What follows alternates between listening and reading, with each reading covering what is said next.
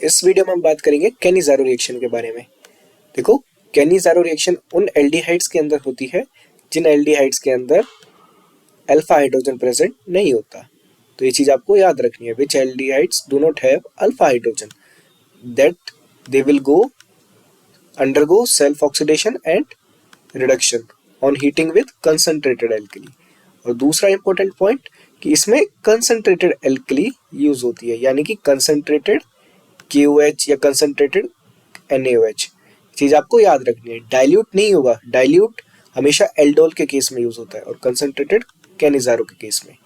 और एल्डोल के केस में अल्फा हाइड्रोजन प्रेजेंट होता है, कैनिज़ारो के केस में नहीं होता। ये इंपॉर्टेंट चीज है। इसके बाद आपको याद रखना है कि एक मॉलिक्यूल जो एल्डिहाइड का वो रिड्यूस हो जाएगा अल्कोहल में, और दूसरा मॉलिक्यूल ऑक्सीडाइज हो जाएगा कार्बोक्सिलिक एसिड की सॉल्ट में। ये भी एक इंपॉर्टेंट पॉइंट है, दूसरा मॉलिक्यूल कार्बोक्सिलिक एसिड की सॉल्ट में ऑक्सीडाइज होगा। देखो, एक बार बिल्कुल बेसिक्स क्लियर करते हैं कि हमारे पास अल्कोहल है।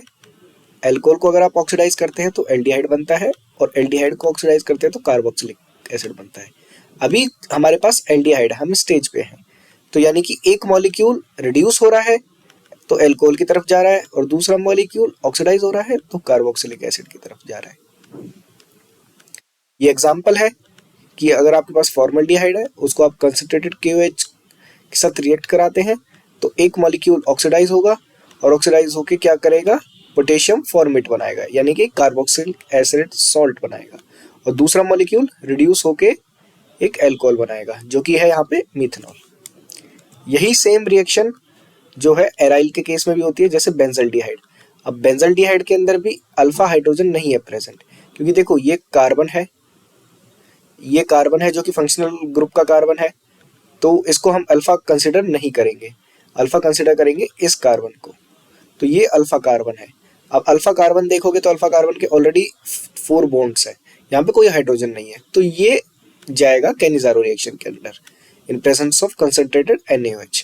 और क्या होगा, एक मॉलिक्यूल बेंजल्डिहाइड का ऑक्सीडाइज होगा और बनाएगा सोडियम बेंजोएट, जो कि एक सॉल्ट है कार्बोक्सिलिक एसिड का, और दूसरा मॉलिक्यूल रिड्यूस होके बनाएगा अल्कोहल। अब इसी को हम रिएक्शन पे समझते हैं। रिएक्शन पे देखो, रिएक्शन बहुत आसान है। रिएक्शन मैकेनिज्म, जो मैकेनिज्म है इसका, आपका एल्डिहाइड का मॉलिक्यूल है, इसके साथ सबसे पहले एक न्यूक्लियोफाइल आता है जो कि हाइड्रोक्साइड है।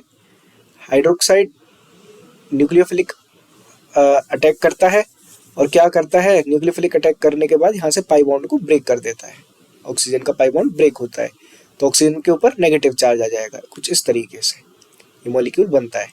और फर्दर एक दूसरा हाइड्रोक्साइड का मॉलिक्यूल क्या करेगा, ये जो OH है, OH से हाइड्रोजन को रिलीज कर लेगा, इससे निकाल लेगा हाइड्रोजन को, हाइड्रोजन से निकाल लेगा, तो कुछ इस तरीके से आपके पास एक डाई एनायन स्पीशी बन जाएगी। ये जो डाई एनायन स्पीशी है, ये फर्दर क्या करती है, एक दूसरे मॉलिक्यूल ऑफ एल्डिहाइड के साथ रिएक्ट करती है।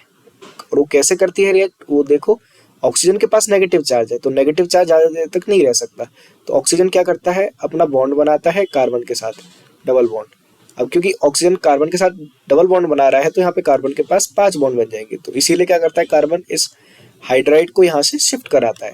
हाइड्राइड यानी कि H नेगेटिव, यहाँ से हाइड्राइड शिफ्ट होती है, यानी कि H नेगेटिव जो है दूसरे मॉलिक्यूल को दे दिया जाता है।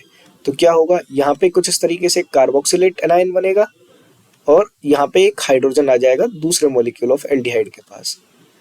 और क्योंकि हाइड्रोजन आया है यहाँ पे, हाइड्राइड आया है यहाँ पे, तो क्या होगा, ऑक्सीजन का पाई बॉन्ड ब्रेक होगा, तो ऑक्सीजन के ऊपर नेगेटिव चार्ज होगा।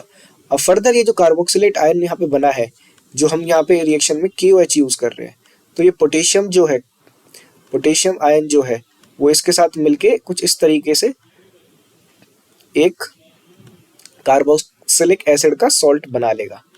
अब यहाँ पे जो नेगेटिव चार्ज है, इस नेगेटिव चार्ज को ज़्यादा देर तक नहीं रह सकता, तो ये क्या करेगा, ऑक्सीजन जो है सॉल्वेंट से प्रोटॉन ले लेगा, और ये खुद कन्वर्ट हो जाएगा किसमें, अल्कोहल में। तो इसी तरीके से यहाँ पे एक कार्बोक्सिलिक एसिड का सॉल्ट बनेगा और एक अल्कोहल बनेगा। तो ये थी बात हमारी कैनिज़ारो रिएक्शन के मैकेनिज्म के बारे में। होप आपको ये समझ आया होगा।